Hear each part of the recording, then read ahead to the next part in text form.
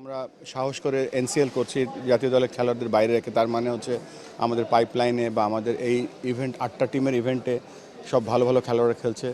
এটা অবশ্যই যারা পৃষ্ঠপোষকতা করছে, প্লাস এত বড় একটা বিপিএলের পরে এত বড় একটা ইভেন্ট গত বড় শুরু হয়েছে এবং এবারও আমরা আশা করছি সাকসেসফুলি শেষ হবে এবং এতে করে আমরা নতুন আরও অনেক টি-20 প্লেয়ার পাবো, যাতে করে তারা বাংলাদেশ দলে খেলার জন্য রেডি হয়ে থাকবে। এবং সবথেকে বেশি ভালো লেগেছে যে এই যে খেলোয়াড়দের যে একটা এক্সট্রা সুযোগ চলে আসলো এবং এই সুযোগটা যেন তারা কাজে লাগায়। বুলবুল ভাই এনসিএল রিলেটেড একটু প্রশ্ন করি, যেটা হচ্ছে যে আমাদের একটা 7 তারিখের মধ্যে একটা রিপোর্ট মানে ঠিক করার কথা ছিল নাজমুল আবেদিন ফাহিম ভাই, যেটা 4 সদস্যের কমিটি করেছেন আপনারা গত বোর্ড মিটিংয়ে। তো সেখান থেকে একটা সুপারিশ করার কথা ছিল যে বিপিএলে ফিক্সিংয়ের সন্দেহে যারা আছেন তাদের ব্যাপারে কী ডিসিশন হবে, মানে এটা আসলে কোন জায়গাটায় পৌঁছেছে? আজকে তো 8 তারিখ আসলে। Very good. আমরা একটা রিপোর্ট পেয়েছি। আমাদের যে তদন্তকারী টিম ছিল, একজন জাস্টিস ছিল, একজন ব্যারিস্টার ছিল এবং এক্স ক্রিকেটার, তারা রিপোর্টের সারাংশ জমা দিয়েছে আমাদের কাছে এবং সারাংশে বেশ কিছু জিনিস আছে যেগুলো হয়তো আমাদেরকে অনেক চিন্তা ফেলে দিয়েছে।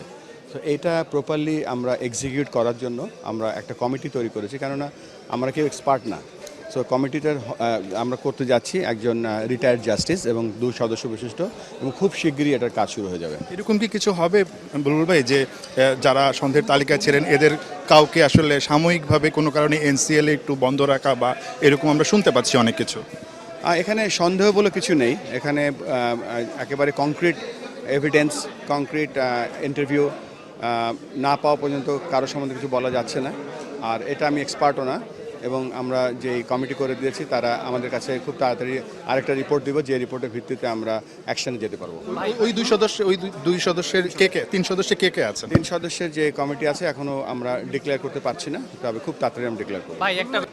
এর আমি আগেও বলেছি, মানে প্রমাণ বলতে বোঝাচ্ছে যে আমাদের কাছে এভিডেন্স কিছু আছে, আমাদের রিপোর্ট আছে, কিছু আমাদের অনুসন্ধানের আউটকাম আছে, কিন্তু অ্যাকশন নেওয়ার জন্য যে প্রক্রিয়ার দরকার সেই প্রক্রিয়ার মধ্যে আমরা যেটা বললেন যে একটু দুশ্চিন্তার বিষয় বুলবুল ভাই, সেখানে হচ্ছে যে আপনি যেটা বললেন একটু দুশ্চিন্তার বিষয় আছে। সো ওই জায়গা থেকে কোনো কারণে যদি আসলে এরা আবারও এখন এখানে খেলে কিংবা আরও যদি নতুন করে কোনো উদ্বেগের বিষয় ঘটে, এটা তো আসলে বুলবুল ভাই আমাদের জন্য দিন শেষে ক্রিকেটের জন্য খারাপ।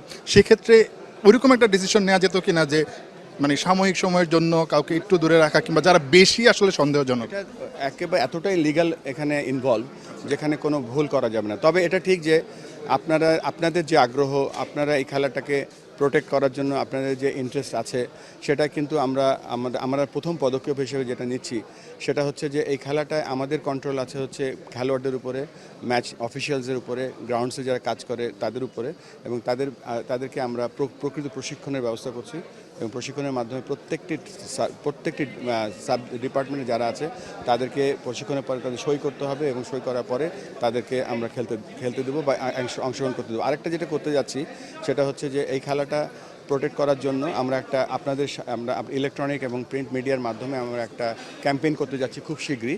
সেটা হবে যে দেশের আমরা যেখানে আমাদের স্কোপ নেই, পেরেন্টসদের জন্য, টিচারদের জন্য এবং যারা কর্মকর্তা তাদের জন্য, যে সেটা হবে যে আমরা ক্যাম্পেইনটা হবে যে এখানে বোঝানো যে মোরাল ভ্যালুসটা, বোঝানো যে রিলিজিয়াস ভ্যালুটা, বোঝানো যে বাংলাদেশের যে আইন আছে সেই ব্যবস্থা করা, সেটার উপরে বেস করে আমরা খুব তাড়াতাড়ি একটা ক্যাম্পেইন প্রোগ্রাম চালাবো, যেটা এই দেশের ক্রিকেটটাকে আমরা নিষ্কলঙ্ক এবং আমরা প্রোটেক্ট করতে পারি।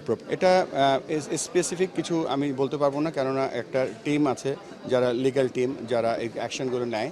সেখানে আমরা কোনো ভুল করতে চাই না। এখানে প্রত্যেকটা মানুষের একটা তার নিজস্ব ভ্যালুজ আছে, তার নিজস্ব প্রেস্টিজ আছে। সেখানে আমরা কোনো সিদ্ধান্ত নিতে পারবো না without the proper concern people. মানে এটা এতটাই গোপনীয় এবং এতটাই ইম্পর্টেন্ট সেই খেলোয়াড়টার জন্য বা সেই খেলোয়াড়গুলোর জন্য, বা হয়তো কোনো কর্মকর্তাও হতে পারে, অনেকেই হতে পারে। এই জায়গাটায় আমরা আবারও বলছি, ভুল করতে চাই না, আমরা প্রপার স্টেপ নিতে চাই। তবে আপনাদের কাছেও আমার অনুরোধ রইল, আপনাদেরও দায়িত্ব আছে এই খেলাটা প্রোটেক্ট করা। কেননা দেখেন, যতদিন না আমরা ফেয়ার ক্রিকেট উপহার দিতে না পারবো ততদিন কিন্তু আমরা ভালো প্লেয়ার তুলে আনতে পারবো না, প্রতিযোগিতা বাড়াতে পারবো না। সো এটা আমাদের প্রায়োরিটি নাম্বার 1, এই খেলাটাকে কত সুন্দরভাবে আমরা প্রোটেক্ট করতে পারি। এটা ডিপেন্ড করছে মনে হয় না, বাট